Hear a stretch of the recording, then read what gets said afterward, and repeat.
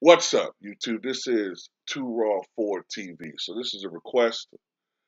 I hate talking about this fight, man. I posted about this in the community section earlier today. It was on this date back in 1990 that heavyweight champion Mike Tyson suffered his first professional loss against James Buster Douglas, knocked out in Tokyo, Japan. One of the biggest upsets in sports history, probably the biggest upset in boxing history. Um, Arguably could be the biggest upset in sports history, period, man. I mean, you know, I got into a disagreement with one of my subs when I said that you could argue from 1987 to 89 or 90, definitely from 87 to 88 into 89 at least. I said Mike Tyson was probably more popular than Michael Jordan at that time. No, man, Michael Jordan is just clearly the most. Blah, blah, blah, blah. And see, it's like unless you were there, then it's hard for you to understand. First of all, boxing has fallen off a cliff since the days of Muhammad Ali and Mike Tyson as far as popularity. It's fallen off a cliff. If you notice, ESPN doesn't even talk about boxing anymore, unless they talk about Jake Paul or Floyd Mayweather. Other than that, they don't even talk about boxing.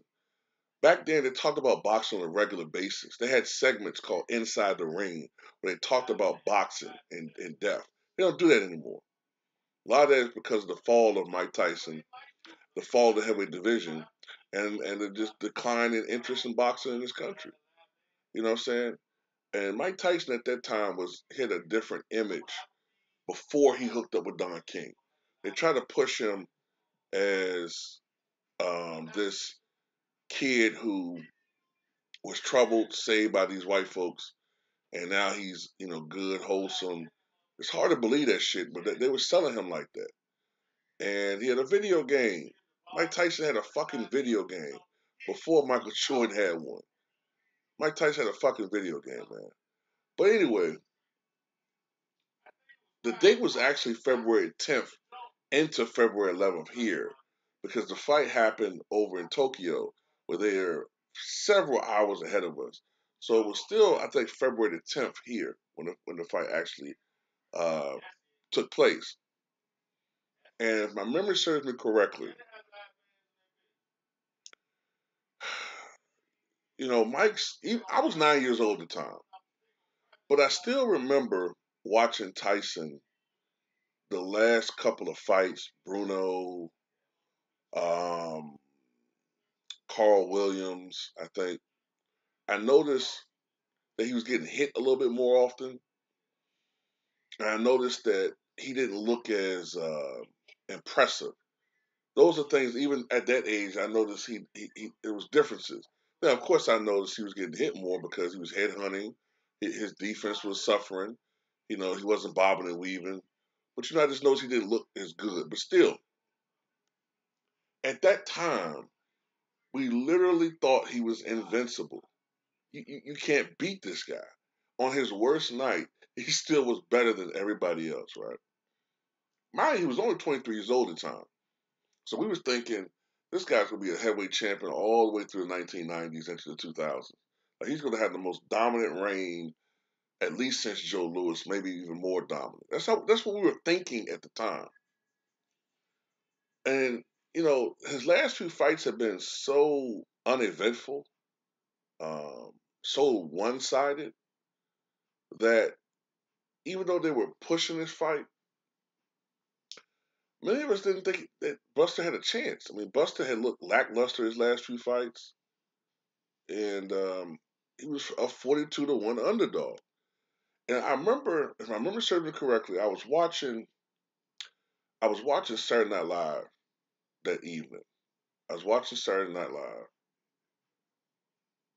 and I think I was tuning back and forth between that and the fight.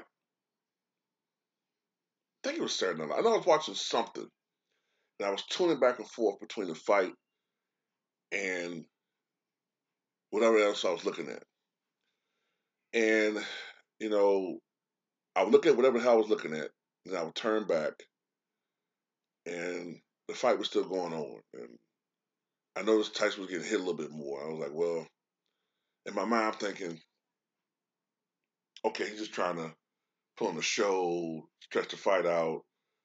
He's gonna knock this motherfucker out eventually. I turn back to what the hell I was looking at.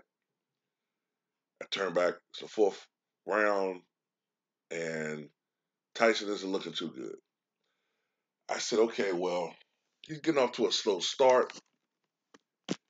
Eventually, though, he's gonna catch this guy, knock him the fuck out, and we're gonna move on. That's how I looked at it still. Okay. So I turned back to what I was looking at. Then I turned back to the fight. It's the sixth round.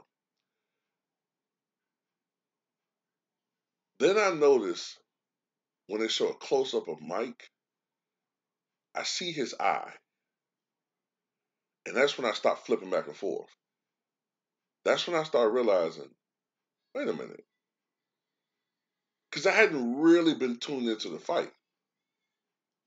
This guy's whooping Tyson's ass. Tyson's ass is swollen. It's shutting. So then I look at the fight.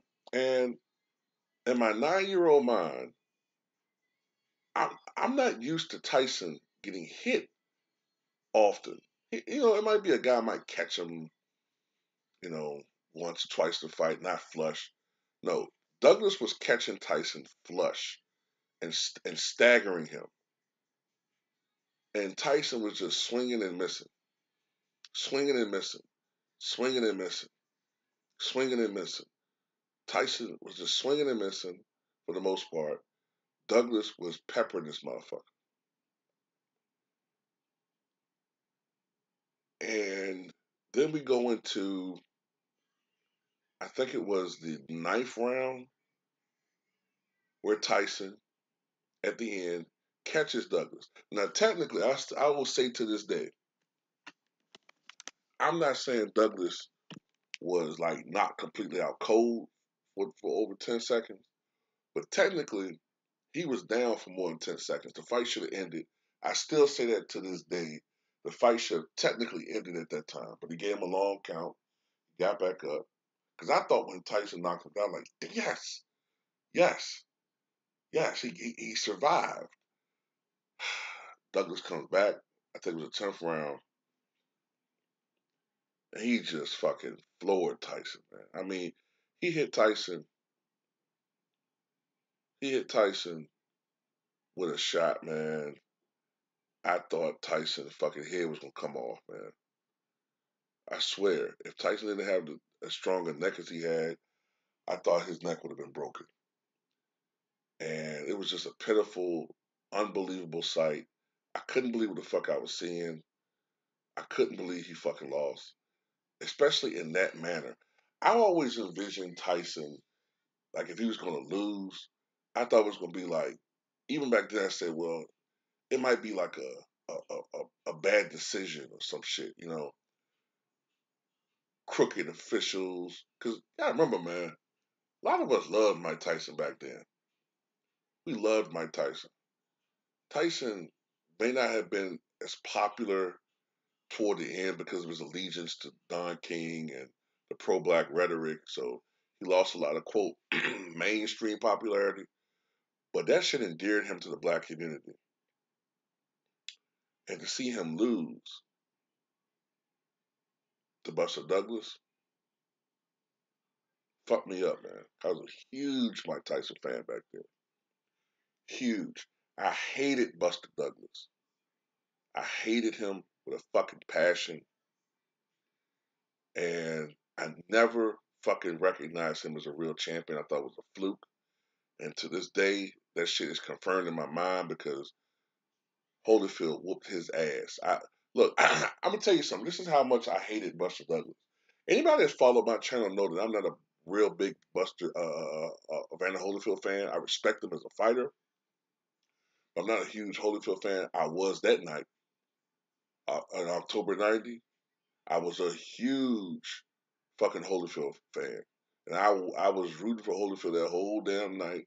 And when he caught Buster Douglas after Douglas threw that fucking uppercut that didn't connect, when he caught his fat ass, I was cheering. Because then I thought the plan was Holyfield gets the belt, a legitimate heavyweight champion, and he fights Tyson because Douglas didn't want to give Tyson a rematch. I wonder why that's the case. Because you know he was a fucking fluke. I tell you, man, to this day, man, it still bothers me talking about this fight, man. But, in hindsight, that was 30 something years ago. Gotta give Buster Douglas credit. He used the motivation of past defeats, the recent loss of his mother, you know, that pushed him. That pushed him past all the pain, any pain Tyson could inflict on him in that ring. It was minimum compared to the emotional pain he was feeling at that time. So you gotta tip your hat to a guy like Buster Douglas, man. You know. And Mike, he just never was the same after this fight, man. He was never the same. He regained the title, but he was never the same fighter. He regained the title many years later, against Frank Bruno, but he never became the same fighter. He never had that same aura around him after this defeat. And of course, his personal life began to descend. Now, he's in a good place now. There's some shit about him I don't really care for, but this is one of the painful memories, in sports history if you were a fan of Mike Tyson. The most painful.